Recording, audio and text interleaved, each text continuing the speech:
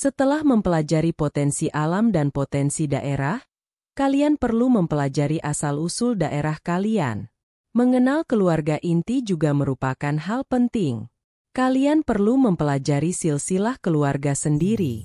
Maka pada tema ini, kalian juga perlu mengetahui penamaan dari lingkungan tempat tinggal atau sekolah kalian. Penamaan ini disebut dengan toponimi. Toponimi merupakan suatu studi tentang nama-nama tempat yang disematkan melalui penamaan pada penampakan fisik dan kultural. Contohnya adalah nama-nama kota, sungai, gunung, teluk, pulau, kampung, tanjung, danau, dataran, bahkan nama jalan di sekitar kalian. Toponimi suatu tempat merupakan hasil budaya dari segi sejarah dan simbolis.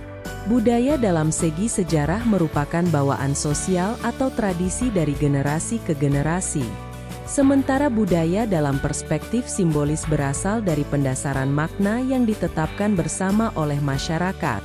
Toponimi merupakan kesepakatan bersama yang diturunkan dari generasi ke generasi sehingga untuk mengetahui makna dari sebuah nama tempat, membutuhkan kajian budaya secara historis dan simbolis. Toponimi di Indonesia sering berkaitan dengan folklore, seperti cerita rakyat dan legenda yang hidup di sekitar tempat tersebut. Contohnya penamaan Kabupaten Pinrang. Pinrang merupakan nama yang berasal dari cerita rakyat seorang tokoh bernama Adatuang Sawito. Dikisahkan bahwa rakyat dan pemangku adat merasa heran karena adanya perubahan, Pinra, pada Adatuang Sawito setelah melarikan diri dari rombongan kerajaan Goa kembali ke daerahnya. Kata Pinra ini menjadi cerita dari mulut ke mulut. Akan tetapi, penamaan Pinrang juga dikatakan dari aspek geografis. Daerah Pinrang dulunya merupakan rawa-rawa sehingga masyarakat sering berpindah-pindah. Bahasa Bugis menyebutnya, Pinra-Pinra Onroang. Pada perkembangannya, kata Pinra terpengaruh oleh intonasi dan dialek dari bahasa Bugis sehingga menjadi Pinrang. Toponimi mempunyai beberapa fungsi, seperti sebagai penanda lokasi suatu tempat, sebagai identitas, dan promosi pariwisata. Fungsi-fungsi tersebut tidak terlepas dari lintasan sejarah dari masyarakat sekitar. Toponimi tempat tidak terlepas dari sejarah. Toponimi dan sejarah memiliki hubungan timbal balik yang sulit untuk dipisahkan.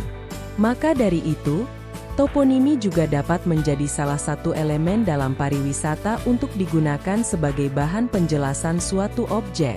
Setelah mengetahui konsep toponimi, kalian perlu melakukan penelusuran terhadap toponimi kota, kabupaten, nama jalan, nama sekolah, atau tempat yang ada di lingkungan kalian. Kalian dapat menggunakan cara-cara berikut ini.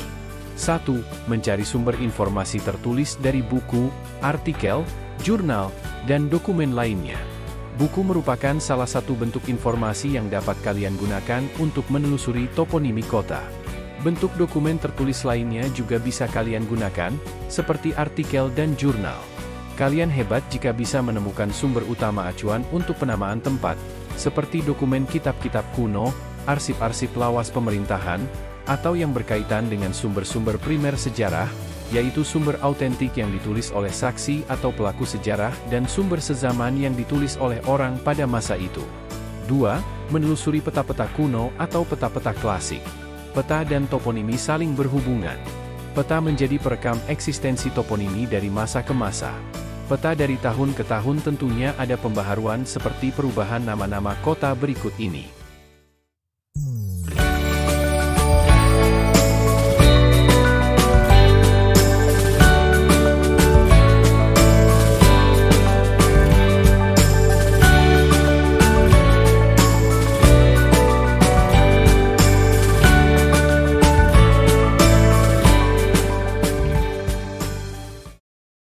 Sumber informasi mengenai toponimi dapat diperoleh dari narasumber, seperti orang tua, tokoh adat, budayawan, guru, dan aparat pemerintah. Mereka mengetahui asal mula dari toponimi lingkungan mereka karena mendapatkan cerita secara turun-temurun. Kalian dapat mewawancarai mereka tentang asal-usul toponimi sehingga mendapat suatu kesimpulan mengenai pelabelan nama di lingkungan kalian. 4. Mengamati penandaan yang mencolok. Salah satu informasi mengenai toponimi adalah penanda yang kuat dari lingkungan masyarakat sekitar. Penanda ini biasanya merupakan unsur geografis, seperti penamaan Desa Adat Cigumentong di Kabupaten Sumedang. Desa Adat Cigumentong diambil dari kata gentong, yang merupakan wadah air. Lingkungan di Desa Cigumentong memang memiliki sumber air yang melimpah dengan puluhan mata air dan hulu dari beberapa sungai. 5. Penelusuran melalui internet. Dengan memanfaatkan teknologi, kalian bisa menelusuri beragam informasi mengenai toponimi daerah kalian. Kalian bisa mencari sumber informasi secara tertulis dari berbagai buku elektronik, jurnal online, atau artikel. Melalui sumber-sumber tersebut, kalian dapat menghimpun informasi dan menyimpulkan toponimi lingkungan kalian. Namun, tetap perhatikan kredibilitas sumber yang kalian acu melalui bimbingan guru dan orang tua atau wali. Coba kalian juga memverifikasi pada peta digital apabila pencarian informasi berkaitan dengan unsur geografis.